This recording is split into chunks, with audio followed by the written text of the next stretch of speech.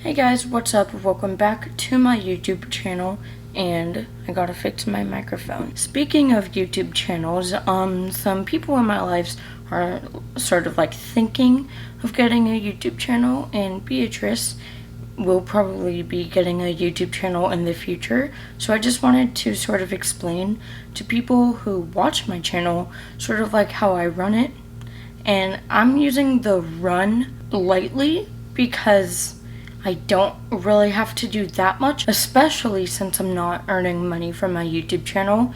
So like, I'm sure that if I ever get sponsorships or AdSense revenue, and I don't right now, but if I ever do in the future, then of course this will change a little bit and I will have to do more on my end. So for me, in terms of my videos, it all really starts with an idea. Sometimes I'll just make a list like in my notes app, or I'll just be watching a video or a show and I just think, oh, that'd be a cool video idea. Just like this one, I was like, oh, I gotta have something to post, and then I was like, ooh, how about I talk about my YouTube channel? Sometimes I use scripts, but I usually only do that if I am doing like a voiceover part in the video. But like right now, I don't have a script. I just have like a few talking points on my phone. So yeah, it's not really like a script, it's just like a slight outline to help me throughout the video without me during editing have to do like a ton of cuts.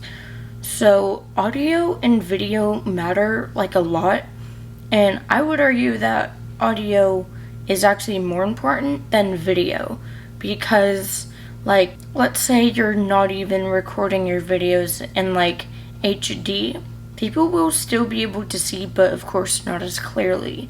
But with audio, if your audio is messed up and people genuinely can't hear you, they won't watch your videos. But for many people, like the microphones that come with the camera that they're recording on, whether it's like point and shoot camera or their phone, a lot of the time the microphone on it is fine. But for my purposes, I just use a mini external microphone for my camera. And the reason I use such a small microphone is because it wasn't expensive and it's still like so small that I can still use it when vlogging. Also for video, you want to make sure that like when you're just sitting here and talking or standing and talking, you want to make sure that your camera is stable. That's why I have this tripod. If I didn't, and I was just holding it like this when I was only talking, it would be way more shaky. But I mean, it's okay if you're vlogging, but when you are vlogging, you do want to use a small tripod still, so that it's still more stabilized. Don't zoom in that much, like you can't really see me that well or my surroundings right now, so I'm gonna zoom out. But as you can see right now, I'm looking at the little flip out screen. If you have it flipped to the side and you look at it, it is a little obvious, but if it flips to the top or bottom, then it isn't as obvious. But of course, if it flipped to the top, then the spot for my light wouldn't be available. Also, lighting really matters. That's why when I got this new camera, I also got this light up here, which actually came with filters. I don't use these at all, but I mean, it would be cool if I used them, but I don't. And you always want to make sure that like whenever you're talking to the camera that they can see you or see what you're talking about, because if I didn't have this light on, it would be sort of hard for you to see me right now, especially considering I have LED lights in the background. Let me show you. So like, here is how I look without the like light on. The camera did make my face brighter, but like if it didn't do that, then you wouldn't be able to see me at all. So I'm gonna turn this back on. Much better. So in terms of editing, a lot of people don't need to use the program that I do.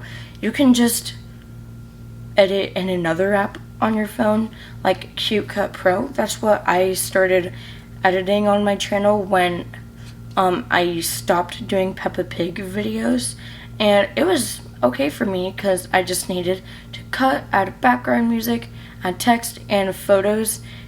But the only reason why I switched to LumaFusion on my iPad is because I wanted some more features, but for most people, CuteCut Pro is fine.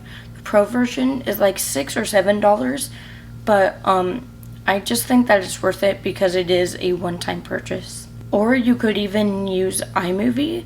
I'm not really familiar with that at all, but I do think that in the future I will make a editing and LumaFusion video. So with thumbnails, I used to use Photoshop on my iPad, and then I figured that for what I use Photoshop for, I could just be using Procreate instead. So Photoshop was like $10 a month, and then I stopped and said, nope, I'm not gonna pay $10 a month anymore. So I switched to Procreate, which is mainly a drawing app, but it's still pretty good for thumbnails, at least in the way that I use it. So like it's $10 flat, no monthly or yearly subscriptions, and that's how I make my thumbnails. Sometimes during videos I will sort of like pose for a thumbnail, sometimes I won't, and I'll just take a snapshot from the video and then add text and ingredients and that sort of stuff. In terms of descriptions in my notes app, I just have like what I usually want in my description to have. Like here, I'll show you, it's just called description info for my videos. So like, thanks for watching, please leave a like and subscribe. Please leave a like on my video and subscribe. Check out my second channel where I do live streams. Then I put a link to that. Listen to my podcast on Reel on Spotify there. Then you can even send a message or a question to my podcast, so I also have a link to that. Then I also have my gear and editing in there, like the camera and the lens that I use, the microphone, the editing software, the thumbnails, and the podcast microphone that I use. If you don't know, I use my iPhone for podcasts because it's pretty good. Anyways, back to, so for channel art, I also made this in Procreate, and the weird thing is that they don't let you like change that in the YouTube app. You have to do that online, but a lot of people like don't know what to put there, so I just have, I believe, like my channel name. Yeah, so I just have like my name and then my YouTube play button there because it's sort of simple. For the channel name, like the first name that I had on this channel was Nathan version 2.0 because it was a reference to my second channel. So I thought, hey, to my first ever YouTube channel. So I was thinking, well, if this is my new channel, maybe I should like call it sort of like an update, like version 2.0, and then I got tired of that, so I changed it in like the beginning of 2020 to Nathan Does Stuff, and then I recently changed that to Nathan DS because I wanted to make my name a little more original, and then I found out that someone else already had the name Nathan DS. Anyway, thank you so much for watching. Please leave a like on the video if you liked it. Don't if you didn't. And I actually stole that outro from a tech channel. But anyways, subscribe. And if you want any more videos about like how I run my YouTube channel in terms of like maybe more in-depth video about editing, then just let me know in the comments. Anyways, see you all next time. Bye.